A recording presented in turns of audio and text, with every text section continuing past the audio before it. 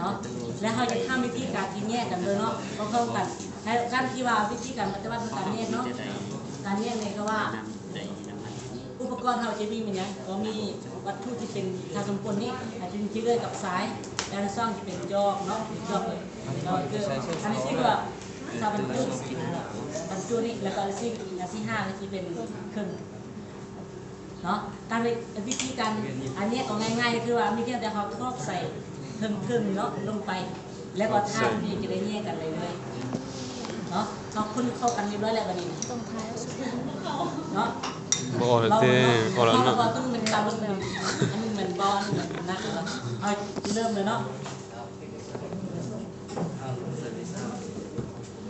แล้วเขาสั่นนิดนึงเนาะหรือเขาห่อนิดนึงเนาะ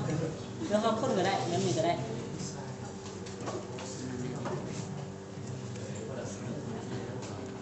แยกขี้เหลวจากขี้ไส้ชื่ออ๋อโอเคเรียบร้อยแล้วเนาะแล้วสังเกตเห็นจะอาณาขี้เลื่อยที่เป็นตัวน้อยเนาะมันจะตกไปคุณตื้มเดือนนึงวะแยกได้แต่ว่าให้ได้มันได้กว่านี้แล้วเขาทำขนาดให้ต่อเนาะเขาไปจุ่มใส่น้ำเลยเนาะขั้นตอนต่อไปคือว่าเขาเอาน้ำใส่เพราะว่าขี้เลื่อยมันจะพุ่งขึ้นเหมือนบ่แล้วก็ขี้ทรายมันจะจมลงแล้วให้เขาก็ให้น้ำออกเขาจะได้แบบสุดๆเลยโอเค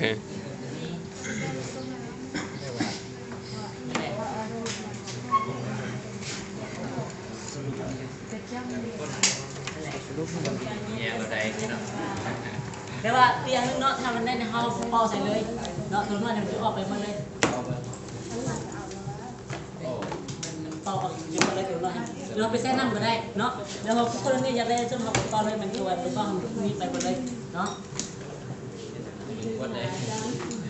โอเคแล้ววันนี้เราสังเกตเลยเนาะเราสังเกตมันจะเห็นว่าพิซซ่าจะเป็นพิซซ่าสุดเลยของ่ายๆเนาะขอข้อนี้ยากเลยสุดอันนี้การจ่ายอย่างคือเวลาไป